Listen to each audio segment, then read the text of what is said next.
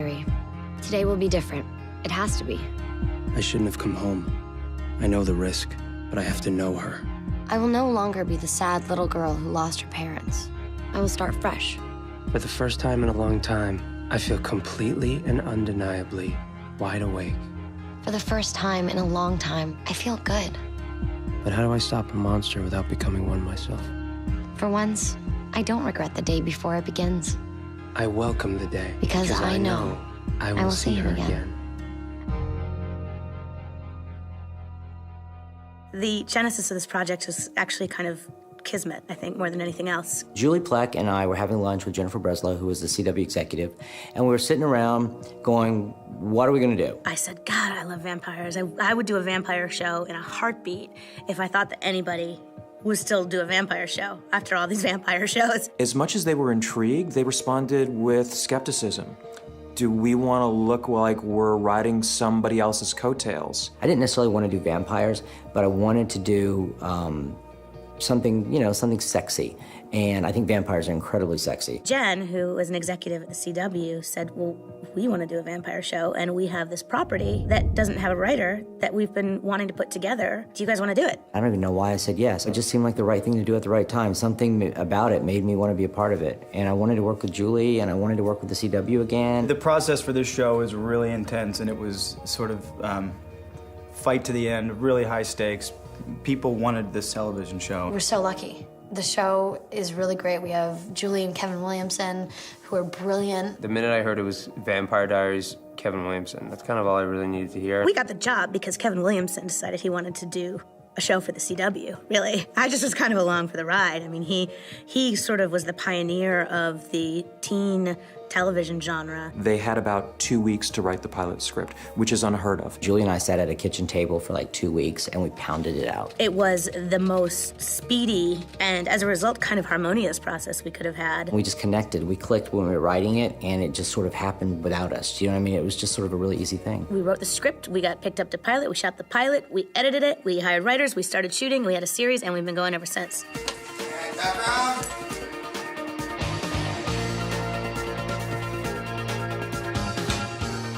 I think Kevin and Julie, as creators of the show, have come up with a lot of different elements to appeal to a wide range of people. The writers do such a beautiful job blending this crazy world of vampires and this just real world of what it is to be like in high school. Add to that life and death stakes, and wow. When you add a genre element into the world of a small town drama, of a teen drama, suddenly everything just seems more profound. It has more substance, it has more power. What sets the Vampire Diaries apart is literally the human relationships in the show. It's more about the town of Mystic Falls and the history and everything that's happened in this town and how it affects the town's people than it is about just the vampires. You're dealing with romance and love. And betrayal and hatred and envy and anything you can really think of that goes on with human emotions happens in this show.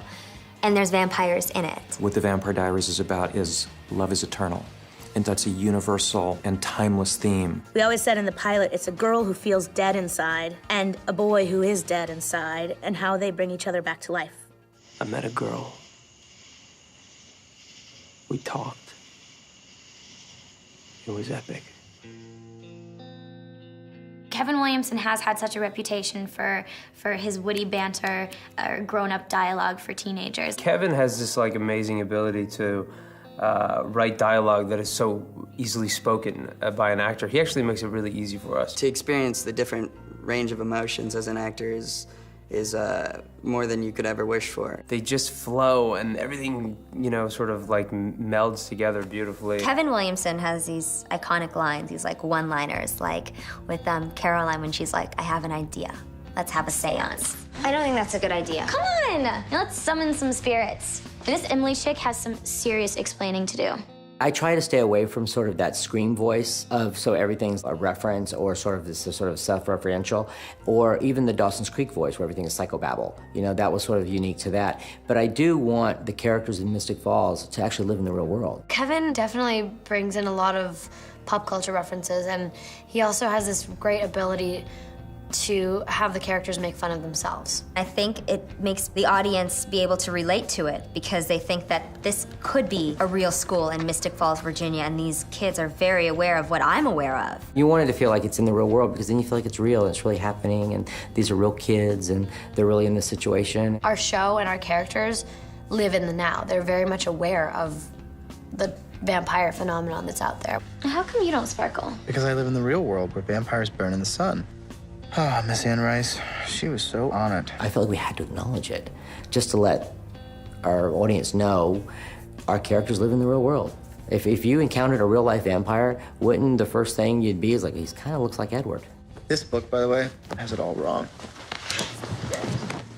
We'd been told by the writers that the book series was going to be a beautiful skeleton for the show, but it wasn't necessarily going to define, what was going to happen, who was going to be with who was going to turn into what. Our show is derived from this series of books, but we're obviously not going by the books at all. We're just taking certain characters and then making our own little world of the Vampire Diaries, with all due respect to what L.J. Smith created. I could add my personal take to it, but at the same time honor what was there. I think the most important aspects that have transferred from books to show would be the essence of the characters. Some things just don't translate as well from the book to the series, and you have to make changes so that it works for the TV show. It's always a balancing act. How far from the books can you get? I think the very first decision that we made when we started breaking out how we were going to tell the story from book to TV show was to change Elena's little sister. Jeremy, I know who you are. And it's not this person. Elena in the books has a 4-year-old sister, and which then turned into a 16-year-old troubled boy. I was about to read the books until I found out my character was originally a 4-year-old girl named Margaret.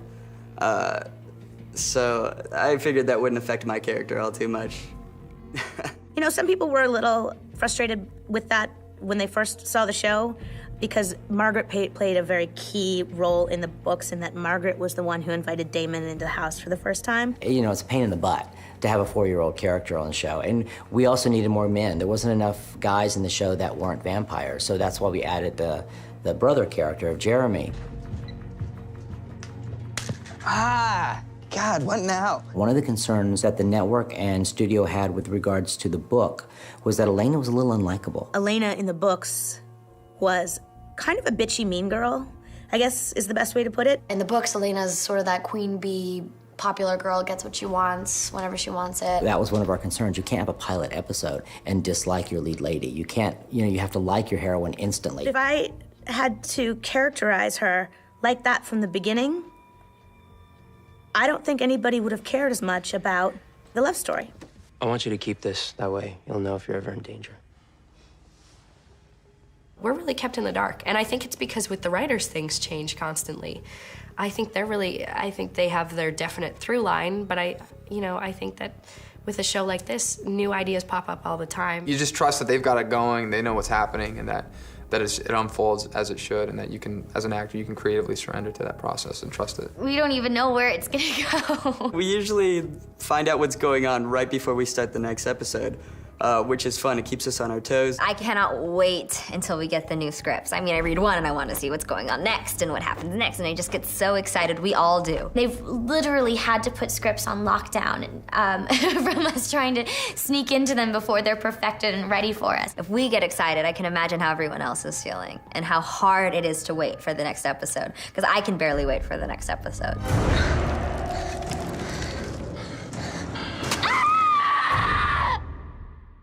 3, 2, 1, go. Hey, there you are. Have you been down to the falls yet? They're really cool at night. You and me, it's not gonna happen. Sorry. And cut.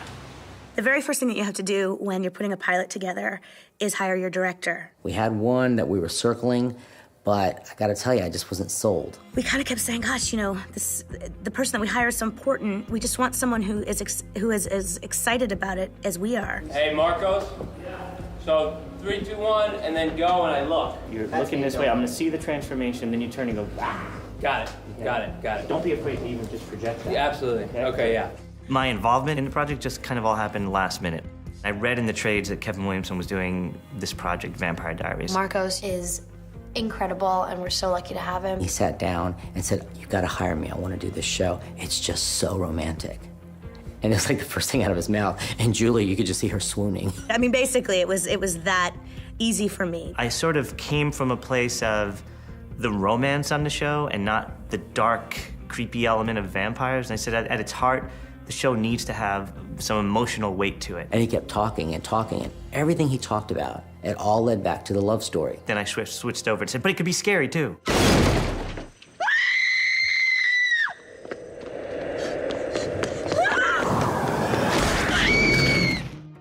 Probably the best hire of Kevin's and mine's entire career, without a doubt. He's our other partner. You know, everyone sort of like says Kevin and Julie, but it's Kevin, Julie, and Marcos. He was the third partner of the show, without a doubt. He really set such a beautiful tone for the show that made that first episode what it was, and I think started this incredible journey. For me as a filmmaker, I get to create that world.